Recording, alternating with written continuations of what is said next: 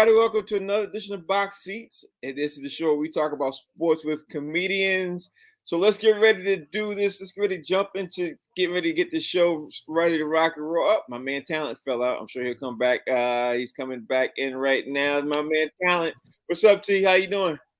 The sound is low, brother. Trying to get the sound right on my end. But dip out, come back in. Okay. All right. We here. My man Fig is in the building too. Fig, how you doing, sir? Man, I'm doing good. I see you ready for the Patriots to do something special this year. Yeah, that and I gotta do laundry. My man, Amir Sealy's in the building. Amir, what's up, man? What's cracking? How you doing? How are you guys, man? It's good to see y'all. It's Monday. Yes, Start of the week. Yeah. Let me see if T's in T. You good, T? You good? I'm back. The feds just left. Okay. They be zapping my Wi-Fi, son. They be zapping my Wi-Fi. It's a conspiracy out there, son. No. See, that's where you're wrong. That was one of them crazy chicks who's mad at you for going to the vineyard without bringing them. That's what that was. You see? Oh, you're just gonna tell on people, huh? Yeah, nah. Just gonna come out there. Well, usually you dry snitch. Huh? I dry snitch all day. You don't care about the assassinations no more, huh? Hold up. T, this is my middle name. You ready for this, T? It's my middle name.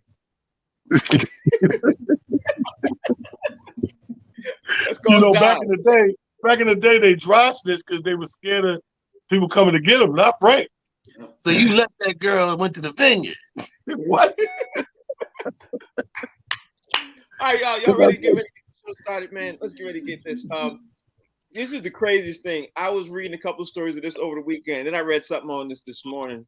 And when I tell you crazy, let me just tell you what I first I read this morning to follow up. I'll start from the latest and work my way back. Right. The latest thing I heard this morning was that Brittany Griner is appealing the guilty verdict at the same time the U.S. and Russian diplomats discussing a potential prisoner exchange involving obviously Brittany Griner. But Friday night, I read that Brittany Griner was approached by Russian officials that they want her to coach the Russian basketball team. They want her to coach the Russian basketball team. They said to her, either you can coach the Russian basketball team or you can work. It's one of it, but we will use this as work if you're going to commit the 9-year sentence. Now, I guess the question I'm going to ask you, T, is if you're Brittany Griner, do you stand on principle and not coach and work and sewing and all that other stuff, or do you work for the Russian team? The Russian team now, you work for the Russian team as the Russian basketball coach. How do you approach that if you're Brittany Griner? First of all, you left off a key piece. The star player is Drago and his son. This sound like Rocky 16. Like, I'm not coaching. Like, on principle, you can't put me through what you just put me through, uproot my entire lifestyle, and just make me a spectacle, because this is international. So the whole world, it ain't just us. Even though she's from here, this is a spectacle for the world to see. And you say, coach the team? Man, hand me that broom. Hand me that sledgehammer. Whatever work I got to do as far as do my time, I wouldn't do it. Like, this is like, now we in political mind games. Now we in some whole nother level stuff. Like, okay, you said what I did was wrong. I pleaded guilty, got sentenced. I'm sitting here, got to do my time or until the deal's worked out or whatever. And you're going to tell me I could coach the team. I want to go out my block and smack the hell out of somebody right now. They don't even know what's going on. So for you, it's a hell no. Not just a no, it's a hell no. Hell no, bro. Disrespectful. Yeah, okay. All right. But Fig, the thing is, it's manual labor in Russia. Like, here's the thing. In Russia, it's not like prison here. In prison here, people sit down in a box 2x4 for 23 hours a day. In Russia, you work for 8 to 10 hours a day of hard manual labor. I mean, real hard manual, like busting rocks and all the other stuff. So if you're her, do you coach the basketball team that they offer you, or you do the hard manual labor? Frank, I was going to say this before you brought it up, but She could work in the diamond mines of Russia.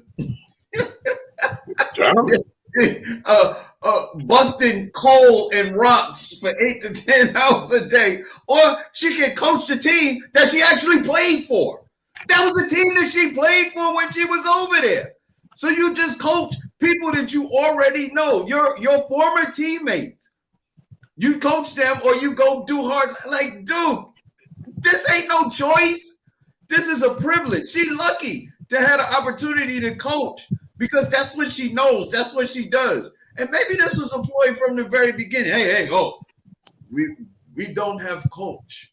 And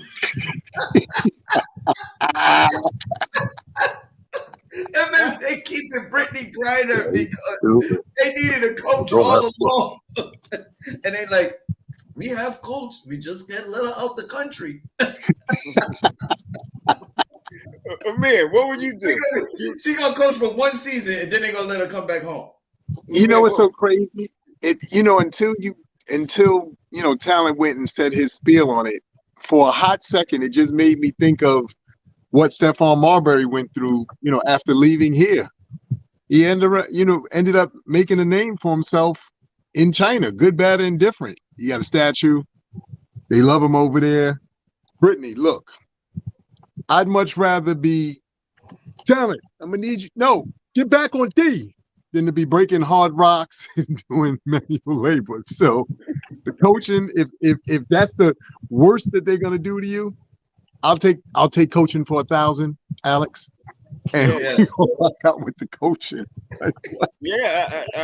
It's hard for me to look at the hard manual labor, but I understand Talent is principles, boy. But until you get out there and start busting rocks, principles don't really, Hey, Frank, they don't have principles in Russia. It's Vladimir Putin and then everybody else. Ain't no principles in Russia. That's true. All right, so on over the weekend, Deshaun Watson basically publicly apologized after the game. He came out officially publicly apologized for the sexual misconduct, massage therapy and everything else he got on. But he heard a real bad chant that I'm not going to repeat on the air and everything else. What's your thought on this Deshaun Watson situation, T? What you think about this thing? Because the chants he's hearing now, boy, is really it's disgraceful, and it's just the beginning. And he's gonna probably hear a lot more after suspension. What's your take on this, T? Well, I mean, here's the thing, man, is he had to know. I don't think it bothers him because once you get in trouble this way, any type of attention this way, you kind of know to expect everywhere you go. It's like Mike Vick. Once he got in trouble with the dog situation, he knew he was going to get that from PETA and all the animal-loving rights people. Everywhere he went from that point forward, he just knew there's a stigma that gets attached to people when they do something big like this. You can walk away and win. Look at OJ. OJ beat murder. But everywhere he go, he know that stigma follows him, and he gonna get some white people go, killer. We see you. You know what I'm saying? OJ could go all the way from, if he in the right place, he get a different chance. If OJ, by the Buffalo Bills, doing signing some jerseys. We love you, Juice. Yeah. But anywhere in Florida, kill another white woman if you want. See what happens. You white woman killer. Yeah. So the chance of that. But my point is, I think he knows to expect that this entire year. And maybe longer. But at least this entire year. Yeah, definitely. You heard the chants and stuff like that, Fig. I know you heard some of that stuff. I also know you saw he played. Also know you up to date what's going on with this Deshaun Watson update. Do you think it's too late for him to apologize? Because he apologized after his first game, and all the cameras is on him. He apologized. What's your take on that, Fig? He had to. That's what you have to do in America. You got to show contrition. You got to apologize. But he gave him the Eddie Murphy apology. He said, "I'm sorry. I'm sorry. I'm sorry. I'm sorry. I'm sorry. I'm sorry. I'm so sorry." And then he looked at the camera and said, "Give us free. Give us free." Man, America never let you live it down when your skin is brown. They never let you live it down. You just talk about Michael Vick, OJ, Bill Cosby, Michael Jackson. They threw Prince in there. When your skin is brown, anything they can get on you, whether you're guilty or not, in the courts, the court of public opinion, you still guilty because you were guilty the day you were born, Frank. When your skin is brown, from the day you born, you are perceived as guilty automatically. Okay. All right. Amir, I'm gonna ask you your thoughts on here's one thing I gotta say for certain, Amir.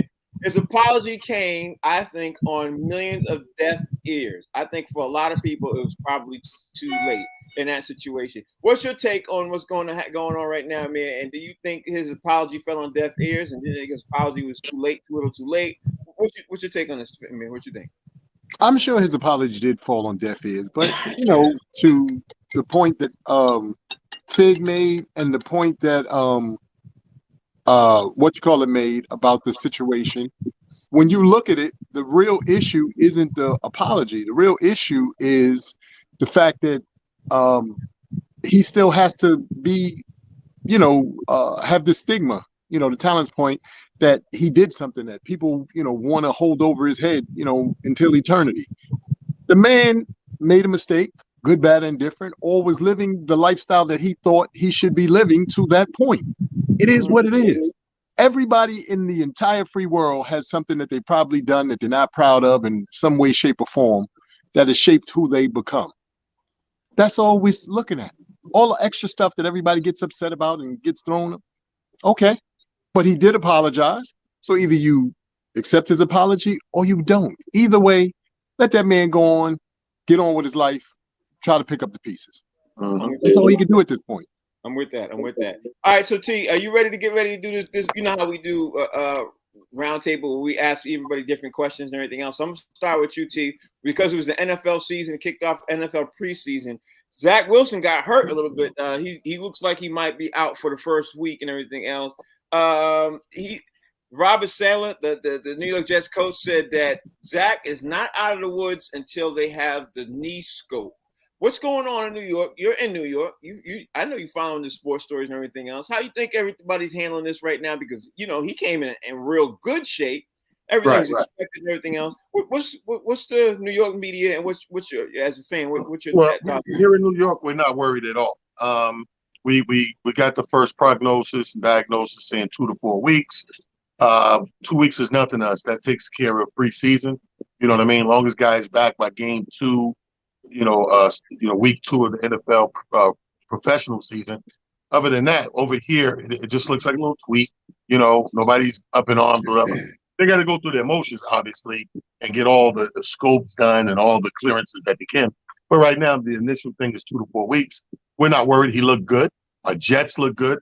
We made all the right moves in the offseason. So here's my thing. When you look at all the scores and you see it ain't but a few of us putting up 20-plus points right now in the preseason. You know what I mean? A lot of these games, 13-7, 10-13 and 6-12. And, the ones that's doing what we're doing, you got to realize Eagles made a few moves too. And that's what we put foot to ass on, Eagles. Mm-hmm. Yeah. So we're not worried. Let me ask you this, Fig. The Cowboys committed 17 penalties. They were one of the most penalized teams last year. This year, even though it's preseason, their first preseason game, do you think Cowboy Nation should be upset that Cowboys committed another 17 penalties? Like, that should have been the first thing they worked on all summer and everything else. But they committed 17 penalties against the Broncos in their preseason game, and they lost. What's your take? There's no accountability in the locker room, man. They don't have a whole lot of veterans over there. And Jerry Jones has been the coach, the GM, and the owner for the last, ever since they fired Jimmy Johnson. And you can never get a coach in there that has any power to, to wield his authority. Like none of the team is afraid of their coach, Mike McCarthy. He has no power. You make him inept. So he can't crack the whip and make these guys do what they're supposed to do. There's no fear in the Dallas Cowboys locker room. You know what I mean? So these guys make stupid mistakes because they're not afraid not to. If you're afraid not to make a mistake, you're going to get cut and Mike McCarthy has the power to do that, you behave differently. And there's no veterans in that locker room to hold the young players accountable. So it's just going to be a mess this year. They might win, 10 to 12 games, but it's still going to be a mess. They ain't going nowhere after that. They might not even win the division if the Eagles step up the way they're supposed to. They might not even win the division this year. Okay. All right. Amir, Jordan Love is entering, believe it or not, he's entering a rookie, the fourth year of his rookie contract, which means that he wouldn't have really played any games at all. And Aaron Rodgers obviously was playing that. So if you're San Francisco 49ers, you already know you made a huge mistake, right? You should have drafted somebody else instead of a backup QB because Aaron Rodgers played it out. So what do you think the 49ers, what do you think the Green Bay Packers going to do? What do you think the Green Bay Packers going to do with Jordan Love's situation? Because let's be honest right now. Jordan Love is about to become a free agent, and they don't have a backup QB. They won't have a backup QB. What do you think? How do you think they handle it? Amir, what do you think they do? The QB position is such a necessary and fragile position all at the same time. As we've seen, throughout the years of watching football, in the blink of an eye, you can go from obscurity to that guy, given the right circumstance and the right system. Aaron Rodgers has, been relatively durable. So, we know what that is for the Green Bay Packers. Jordan Love, on the other hand, it's a darn shame that he hasn't really had the opportunity to, get out and showcase what he's capable of. And that always is the elephant in the room for any other organization who may want to bring this guy in. We don't know what he's capable of. He hasn't been put in any pressure situations. That's what you need your quarterback to be able to do. You need a guy who everything's on the line. He can go out there, look these dudes in the face. Look, we're going to march this ball down the field. We're going to get in this end zone. We're going to get this win. Everybody going to get out of here. Well, you don't have the opportunity to do that as the leader of a football team. It makes it really hard for other teams to kind of put that faith in you. So I think that his greatest challenge is going to be trying to get people to understand I can do that. It's just when is he going to get that opportunity? Yeah. Yo, Frank. Go ahead. I was going to say Jordan Love's greatest day as a Green Bay Packer was the day he got drafted. When he was sitting on the couch and he said, "You got drafted," he jumped up. The whole family was celebrating. That was his greatest day as a Green Bay Packer. Because ever since then, he's been on the bench. Yeah. We have to agree with that one. But he's probably his worst day right now is sitting here waiting to get ready to play and become a free agent, because now he can't even command a huge contract. He's getting ready to go on. All the other people in his class and everything else are getting ready to get the bump up in a huge contract. He ain't even getting a huge contract. He's going to get a lousy contract. And he's getting ready to go into a second contract, which is horrible for him. I feel bad for the dude.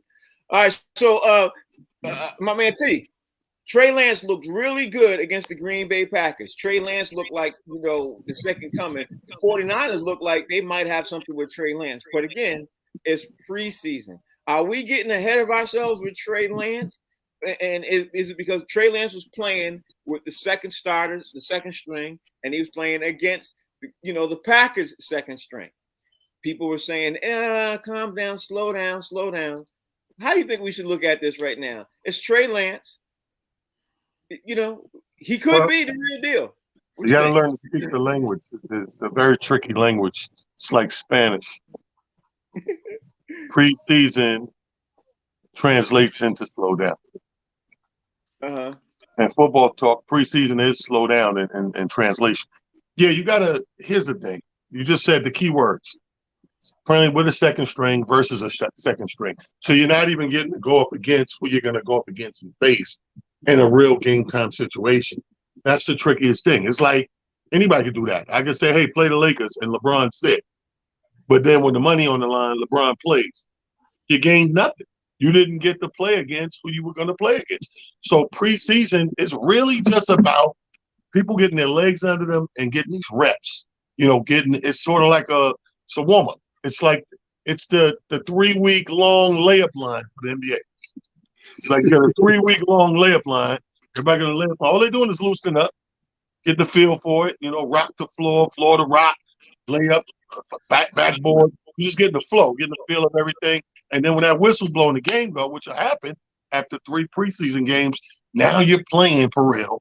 Now you're playing against the people who the other team deemed their top people to beat you. Now we can judge what you're doing day by day, game by game, play by play. Preseason, it's just reps, really. You know, that you have to look at preseason, you have to look at a team overall and say something like what I said earlier, like, oh, this team is marching up and down the field. They're moving the ball. They're putting numbers up. They're not settling for field goal. You look at the overall play, but individual stats, I wouldn't really tout those in preseason. Yeah. You can't get too excited right now. It's on first game preseason. But that being said, Kenny Pickett looked great for Pittsburgh, man. But people are saying Mitch Trubisky for the Pittsburgh Steelers is still going to be the number one thing, number one QB. So I guess my question for you is the same thing I asked Talent Fig. I'm gonna ask you the same thing. Kenny Pickett looked good for Pittsburgh, but should Pittsburgh fans get so excited, or should it be slow down? Wait, it's still Mitch Trubisky's job. What you think, Fig? Well, here's the thing, man. It's good and bad in this. The good thing is that Mitch Trubisky will probably be the starting quarterback, and Kenny Pickett will probably have to sit on the bench. Another good point about Kenny Pickett is that if he ever gets cut, he got a job as an R&B singer, because Kenny Pickett is a relative of Wilson Pickett, which we know is one of the best singers out there. So he gonna be an R&B singer. He gonna get a record deal. So either he gonna play quarterback or he gonna get a record deal, man. So it's a good thing. No, at the end of the day, look, you know the NFL means not for long. Quarterbacks get injured all the time. Kenny Pickett looked halfway decent playing against, these UPS drivers on the second string, because a lot of them guys gonna be packing bags when they pick the last roster, the starting roster. So he might get an opportunity to play this year, because Mitch Trubisky, his record is he don't really be lighting it up like that. Interesting take. My man Lamar Jackson said on Friday after the Baltimore game, he said, if y'all don't get my contract settled before the season starts, we're not talking about it until the entire season is over. So people are really upset in Baltimore. They're like, you better get this contract started. So, because he might end up playing year to year. That you don't want that, because he'll be at $50 million a year. If you're Baltimore, what do you do? I mean, don't you handle that right now? Don't you get on jump on that right now? I think you do, and you should. The unfortunate part of it, and Fig always alludes to this, they don't give the quarterbacks of color the same energy that they give quarterbacks of non-color. And the funny thing about it is somebody like Lamar, and especially after last season, where almost the last 2 seasons, but most certainly last season, where he knapsacked that team in every way imaginable, because they didn't have a very good running game. They did not have a very good receiving game. And he was running for his life on just about every play. Yeah. You would think that the organization would say, let's secure this young man, because he proved that under any circumstance, he's trying to do whatever's necessary to get his team to win or put him in a position to win. It almost bothers me at times that the quarterbacks who play at the caliber he plays and play with the energy that he plays don't get the same energy. They don't get the same love, nor do they get the same, hold up, this guy is official as, like I said, some of their counterparts. You mentioned your Mitch Trubisky's and your Garoppolos and, and all these other guys who, time and time again have opportunity after opportunity to go to other organizations and get paid. And then you have this situation where you don't have that. And you wonder to yourself, like, why is it, you're doing this, like I said, to this particular player, or whatever. So I hope that they can get this thing squared away, because I think Lamar Jackson most certainly deserves a great contract, from that organization. I mean, you look like you were looking out for some Baltimore officials while you were talking about them just now. You look like you were. like, I hope they don't hear me talk about them. And he kept pausing too. So I want to Yeah. Tell who gun it was. Somebody from Yeah, the office. Somebody from the office passed by. Nobody usually is over here, so I'm talking to the guy just once. So I'm like, oh, okay. So he yeah, must have man. heard me talking. Like, let me go see what's going on. So Yeah. But you just scared, man. Like you was talking about the Baltimore Ravens management. They were like, "What you like? I want to make sure I get this out before they come by." First of all, it's a real nervous. That's a real nosy, nervous white boy stuff they're doing. He said, "I heard somebody talking. Let me see what's going on. Hello, hello, stab, stab." Is anybody in here? Yeah, that's what happened. Well, man, we see you fall out the square. We know what happened, bro. We got you. We got you. Hey Frank, you know what's funny about you talk about Lamar Jackson? Even as horrible and as bad as his team was injured last year, before he got injured, they were just about to make the playoffs. With all of those injuries, and Lamar Jackson pretty much playing, as the only. I hate that nobody plays by themselves in any sport, but he was the only playmaker that they seem to have left on that team last year, and they almost made the playoffs. And this is the dude you're not going to pay? Like I don't get it. It's mind-boggling. So, T, let me ask you this. I hope you got your thinking back cap on, bro. We're gonna keep this thing moving. I hope because I asked you guys a couple of questions, off air. I hope you guys be ready for this. Amir, I'm gonna ask you this last, like I've been doing, to give you some time to think. But I asked Talent and Fig and a couple of other guys these couple of questions. One, I want to ask you, which 4 NBA teams will not win an NBA championship with the current roster that they have and the way they're moving in the next 5 years? So basically the question is, as simple as it is. Like, you could just see the way their roster's conceived, the way they have it, everything else. I don't see you all winning the NBA championship. Like the top 4, because there's like a good 8 to 10 teams. You can easily say this, but the top 4 teams, you're like, you know what, y'all are going in the wrong direction, and I don't see y'all making no changes no time soon. So, what's your 4 teams? Well, I'm gonna go with first of all, Sacramento Kings. I don't see them in 5 years getting a chip. Maybe a little more, stretching 6, 7, because they are making some moves, but it's still gonna take a while. I say the Wizards.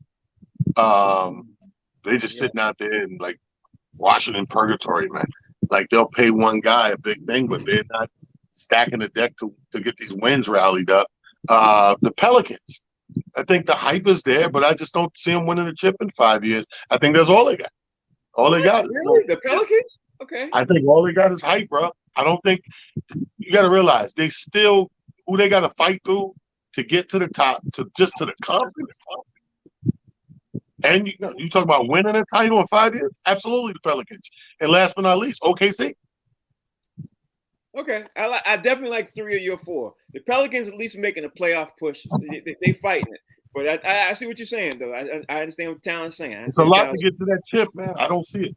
Yeah, hey, I can't even knock it. I think you're absolutely right. Amir, I hope you write down your 4, man. Get your 4 ready, Amir. Get your 4 ready. Fig, who are your 4th NBA team with no matter what they're doing, no matter how they slice and everything else, I don't care what it, but the way they currently conceived right now is not going to make no kind of way to the NBA chip.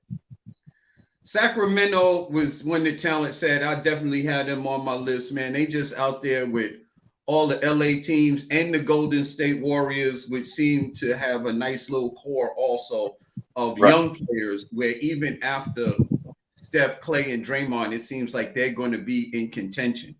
The Utah Jazz, because they're just getting rid of all of their stars, and it seems like they're trying to start over from scratch with first round picks. That's what Danny Ainge wants. And first round players, I don't care how good they are in college, they never really make a major impact until at least 3 years. And then we're talking about another 2 years from that before they can possibly contend for a championship. The Orlando Magic, I don't see Orlando doing anything. When's the last time we heard from the Orlando Magic doing anything significant? And last but not least, LeBron James' ex-team, the Cleveland Cavaliers. I mean, they got some nice young players, but to be able to contend for a championship, that's a stretch for me. I don't see it. The only reason I didn't put them on my list because, 5 years is more than enough time for LeBron to change his mind and take his talents to Cleveland. Yeah. And bring back Tyree. Yeah. Amir, I gave you got some time.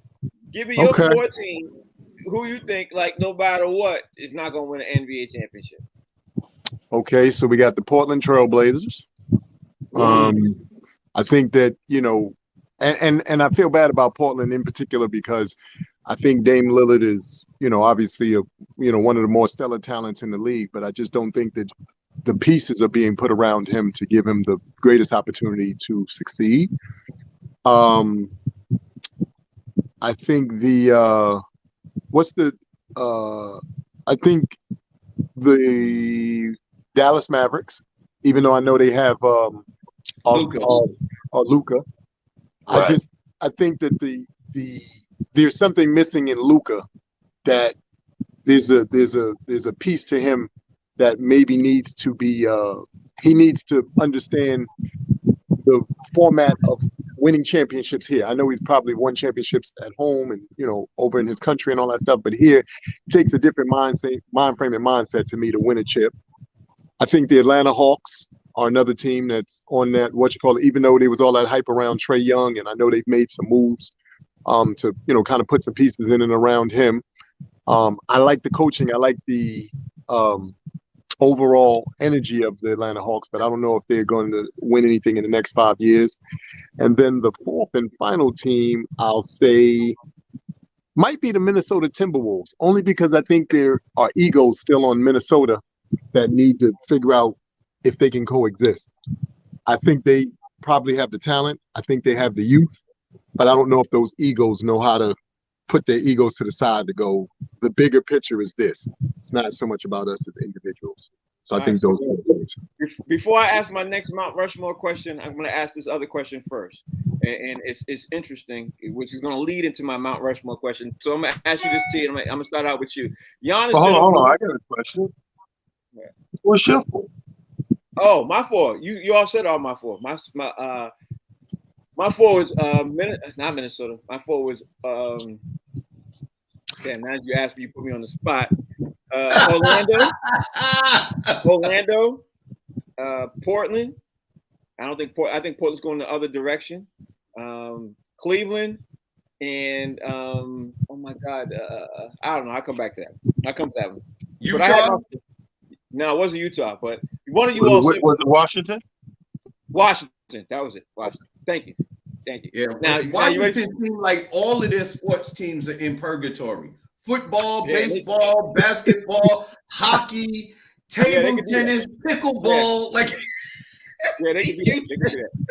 Hey, you ready? You're right. Here's your question. Here's your question. Giannis came over the weekend. He came out and said on camera and everything else, he came out and said he wouldn't mind playing for Chicago later on in his career if the things lined up. Basically, he could see himself playing for Chicago. So my question for you is this: Giannis and Dame have been two guys who don't seem like they're leaving. My question to you is: who's going to demand a trade first, Giannis or Dame? In your opinion? If I had to bet money, I would bet Dame, and let me tell you why. Giannis is in a unique, precarious position that Dame's far away from, and that's he's still right there knocking at the door and can win more chips. You know what I mean? A chip makes the difference when you're an athlete. Chip makes the world of a difference. At the end of the day, it's the deal breaker or maker. So because Giannis has a chip, A, already won one with Milwaukee, and B, they're still at the same level of play that they're at, that they're knocking on the door and may get another one or two, he's more prone not to demand a trade or force his way out. You're on a winning team. You're creating, if he gets two more chips, believe it or not, you're looking at the new Golden State. You're looking at a new empire. Anytime somebody gets multiple of these suckers, they're forced to be reckoned with. Dame has not got a chip at all. And it's going to take one or two seasons of the powers that be, the moves that they make to either show him that they're willing to build around him and they're determined to get him a chip, or that it's just, every day as usual, another day at the office. And in that case, I think in another season, if he gets let down, he'll be like, I want to out of here. I don't want. I was hoping you was going to say that because that led me to Fig to say, Fig, same question to a certain extent. Who going to demand a trade first, Dame or Luka? I think it's Dame because Dallas seems like they're trying to put some people around Luka right now. Mm-hmm. I think it's an easier pitch to pitch a player, a star, you know what I mean, to kind of get them to go to Dallas than it is to go to Portland. And for that reason, I think Dallas with Mark Cuban and that franchise over there will have a better opportunity of getting free agents to go to Dallas than it is to go to Portland. And Dame is not as young as a Luka or a Giannis also. Dame is a little, he's getting to be up in age. So Portland and the fact that he's aging and he's undersized, I think that's going to be a hard pitch for somebody to go to Portland. Okay, so he kind of led me to my next question with Amir. Who's going to be more demanding to trade more, Dame or Bradley Beal?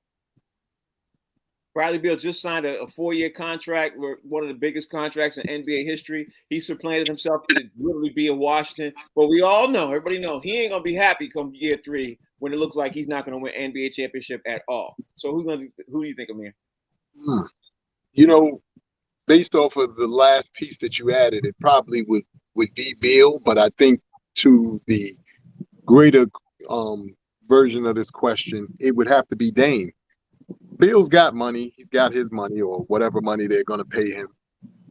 I think to a point that Talon made not too long ago about championships and what they mean to players, I think that is, a very valid statement. But I think to some players, it may or may not be in the cards for. And I think there are some players that know and understand that. So they're like, look, as long as the checks cash right, and I'm in a situation that is okay and conducive for me. Because let's face facts, Beal to this point, we all know he's a superlative talent. He's somebody who obviously, given the right situation, can be an addition, a major addition to any organization. But what real pressure is on him in Washington? Like Fig just said, all of the teams in Washington suck. So I don't have to do anything but show up every night and collect my check and go home. Good. There's no pressure there. Nobody's expecting Beal and knapsack that team at all. They like, Frank, I want to bring back the word of the day. The word for the day is superlative.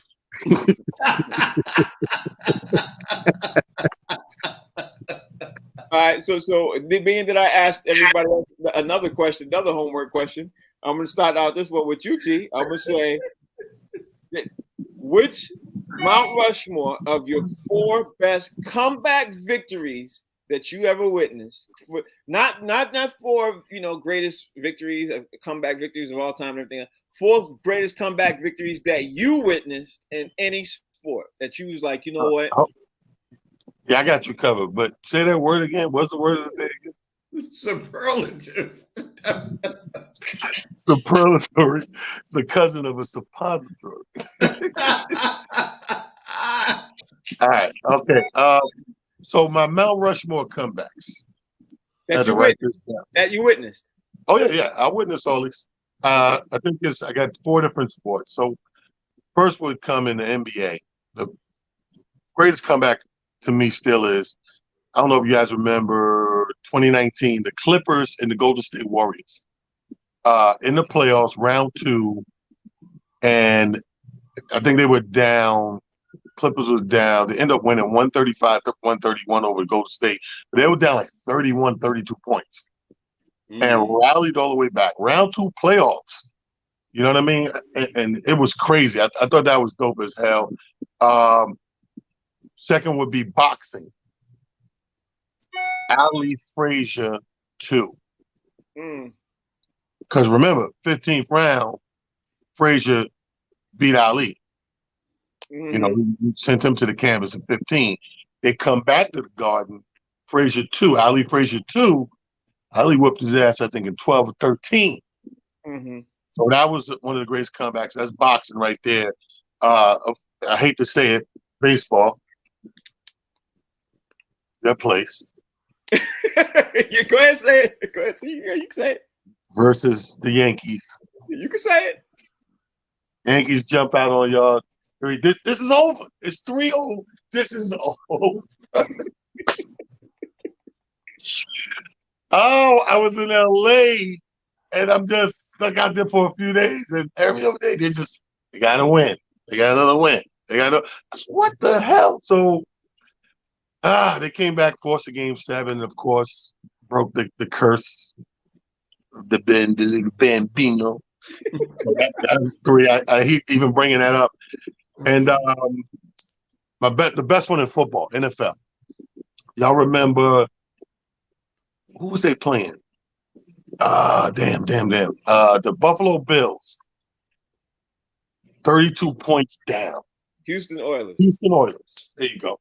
Playing Houston Oilers, 32 points down. Yeah. Came back, I believe it was 4 touchdowns in like 10, 11 minutes towards the end of the game. But it was the best comeback football to this day to me. I haven't seen a comeback that good. Yeah. I think it's one of the greatest comebacks ever in the history. That's the best one I've seen in NFL. Yeah, I think that's up there. All right, Fig, you get your 4. What's your 4 greatest comeback victories that you witnessed live on TV, or watch it live? And it doesn't have to be, but what's the greatest comeback victory you? You know what? Talent made me change one because I'm gonna do one for boxing, and I'm gonna do Ali Foreman. We know that Ali was playing the rope-a-dope, and Foreman was literally beating him because Ali wasn't really throwing that many punches. He was just laying on the ropes, and Foreman was just like teeing off. And the thing about it is, before the fight, everybody thought that Ali was going to die. They thought he was going to get killed. So, and when Ali comes back, I believe it was the 7th round, and he knocks Foreman out. That was like one of the greatest Ali comebacks, that has ever been witnessed in boxing, because that was David and Goliath. As great as Ali was, that was David and Goliath. My second one is Frank, you'll probably love this. The Falcons are beating the hell out of the Patriots. I mean, they're kicking them all up and down the field. The Patriots come back in the second half and just like, it's a new game. Super Bowl, man. The Falcons ain't been the same since. I think the Patriots clipped the wings off the Falcons that year, and they have never, ever been the same since. They are the winning Falcons right now. Number 3, you're gonna hate this. The Thriller, the Thrill of victory and the agony of defeat. The perfect win season, and the Giants come back and beat the Patriots, which was, people call it a lucky play. I don't care what you call it. When Eli Manning tossed the ball up and David Tyree catches it on his helmet, he comes down with it. The Giants go on to win that season, that Super Bowl, and it's a major comeback and an upset, a perfect win season. Last but not least is when Golden State Warriors come back against OKC. I mean, this is Kevin Durant in his prime, Russell Westbrook, Serge Ibaka. They're beating the Golden State Warriors 3-1. And I think in game 5, Klay Thompson goes completely off. Like, he can't, I don't care who's on him, whatever he shoots, it's going in. Klay Thompson gets white hot. He wins that game, and then the Golden State Warriors go on to the NBA championship after winning that. So those are my 4 greatest comebacks. I didn't see that coming. I thought the Golden State Warriors were pretty much done, and OKC was going to the NBA championship that year. Okay, Amir, give me your 4, because now you had some time. These guys definitely gave you some time to get your 4 together. Where's your 4? Okay, so first up, and I was there in the Garden to witness this, was Reggie Miller against my beloved Knicks. The the deal with that one is, again, like I said, it was against my beloved Knicks. Malik was playing for the Indiana Pacers at that time, so it was a tough one because I got to cheer for brother and I got to cheer for home. So that was a tough one. But I was in the building to witness that in person. So we have that at number one. Number two was when Peyton Manning came back with the Indianapolis Colts against the Tampa Bay Buccaneers, 21-point deficit. We kind of forget that one. We gloss over that one, but that was a defining moment for Peyton Manning and his legacy. You know, sealing his legacy and how great, you know, a guy he was and what that really meant. Y'all throwing a boxing one. I'll throw this one in just because for me to watch it and to witness it. Sugar Ray Leonard against Stone Hands Roberto Duran when he quit with the no mas. Mm-hmm. I remember watching that and I was just like, wow, because at that point, Roberto Duran was a monster. Like that dude was a monster, and Sugar Ray just went out there and was one of the best versions of Sugar Ray we've ever seen. And y'all know Sugar Ray has, super acumen to his And then the last one, now this is gonna sound really selfish and childish, but hell, I was there to witness it. I'm gonna have to take it back to Talentine against Archbishop Malloy at Fordham Road. None of y'all were there to witness that, but I was there for this monumentous high school game, and my brother and I were able to pull it out. And the game was so monumentous because Kenny Anderson, along with Robert Ann, along with another gentleman whose name is escaping me at the moment, who I still keep up with, they were really the favorites to win. Malik and them pulled it out. It was Malik, Adrian Autry, Brian Reese, the list goes on and on and on. But all of those guys went on to become great Division I players in their own right, various colleges throughout the Big East and throughout the country, and just a phenomenal game. And I just remember everybody running onto the court at the end of that game. Like, it was just one of those moments, one of those moments in time. So for me, those are the four that, I witnessed personally. So that sounds like something for a video. All right, so T, I got another one for you. Hold on. Honorable mention before we pass on. Harlem Globetrotters versus the Generals and Sunset Park versus the Hoosiers. All right, go ahead. The comedians against the male strippers up in the park in the Bronx. They were beating the crap out of us, Frank, and somebody came out there with baby oil and they couldn't stay on their feet. They were slipping and sliding. All right. Okay, so where am I at? All right, so I don't know if you guys like to watch Marvel movies and stuff, but I'm gonna throw this one out there. Let's say, there's a superhero comes back and he gives you a wish and everything else, and he says, "Okay, you get ready to do this." Now, of the comeback victories that you witnessed, right? You get the power right now to change the outcome of one of them. Of any comeback victory you witnessed, which one would it be, T, that you witnessed and that you saw and that you hated? And I know you're gonna go to the Yankees. I'm torn. You gotta get one. I'm torn between the Yankees and the Knicks with what Amir brought up. Those two right there, those are stinging ass losses. You know what? I know what it'll be. My powers, I would use my powers for good. And I would take my powers to Game 7 in Houston. Yep. And I put John Starks on fire that night. I'll make John Starks like the Klay Thompson Fig described. And the New York Knicks would have beaten Olajuwon and the Houston Rockets.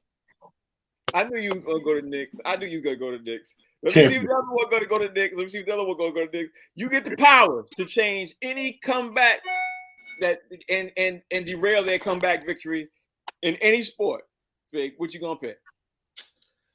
Man, you know what I do?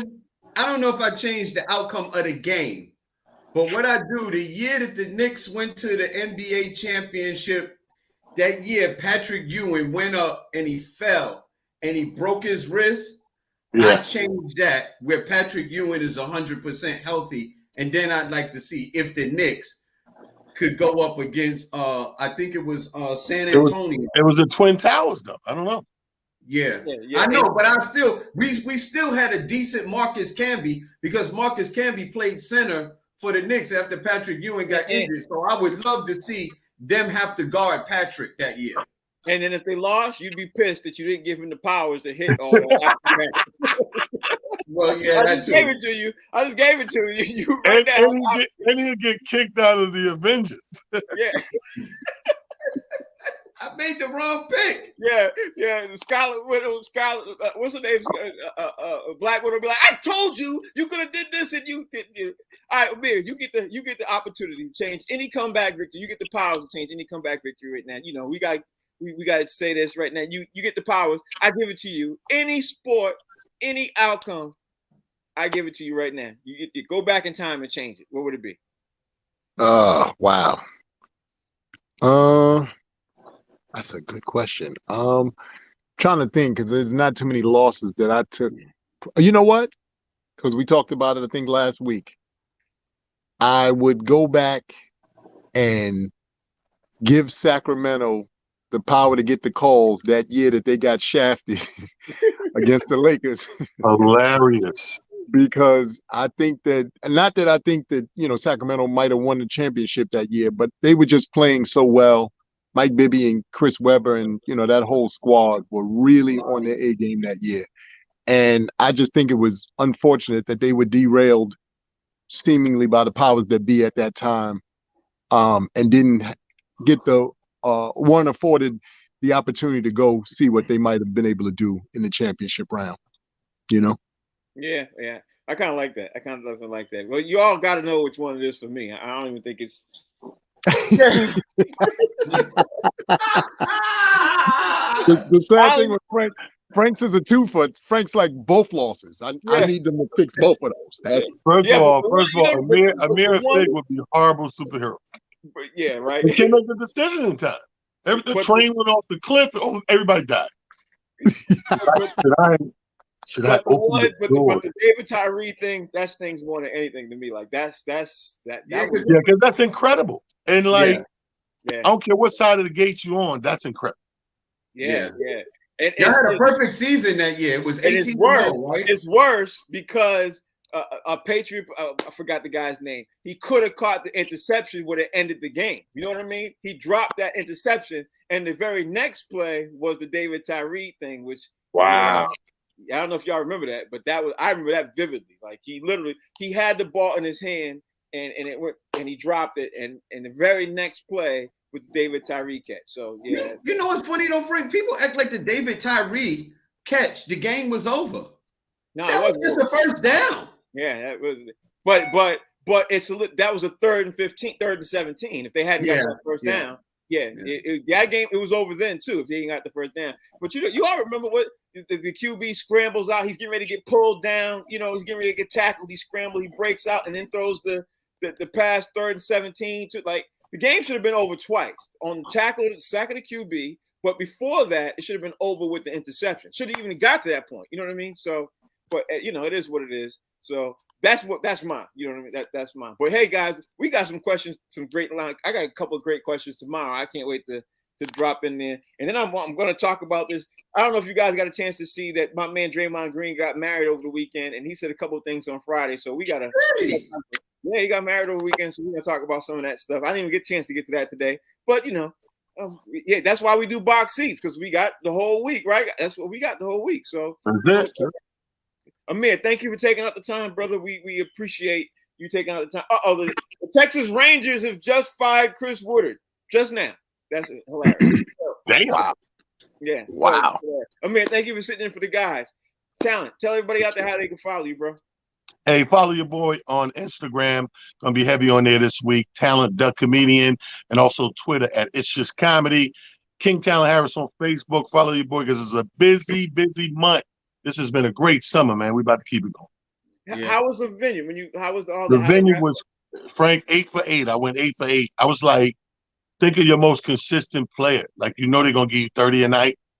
I was that guy. I was like, you could just lace them up 30 a night. We end up adding 3 shows. Got to work with Sherry Shepard on the finale. Was awesome. and the people, bro. When I tell you they were selling these shows out like hotcakes. Oh, I know they were, because I tried. Man. My wife and I sat there, tried to get to the venue and back for 7 days. Now we can get tickets to go there. Everything's over. We get tickets now, no problem. Yeah, when I found out from the promoter and the guy who runs the festival, he said it's such a hot time of year that he has to get all his accommodations done like October, like in 2 months. He start getting his accommodations done for next August.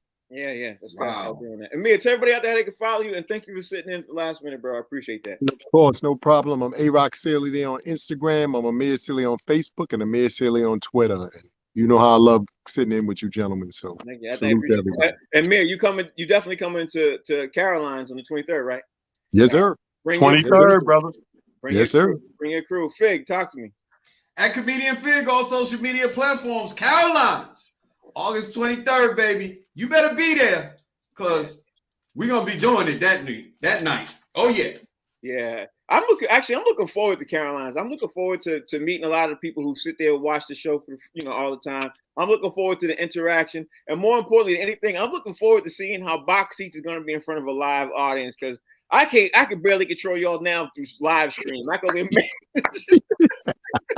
I tell you right now, Fig is the one to look out for. He's very undisciplined. Okay. You know who I think gonna be the one who's gonna be the one? I think it's gonna be Amir. Amir's gonna be that dude in the audience throwing comments out there. Yeah, talk about the Knicks. Yeah, that's why I said it. You know what I mean? I think it's gonna be Amir.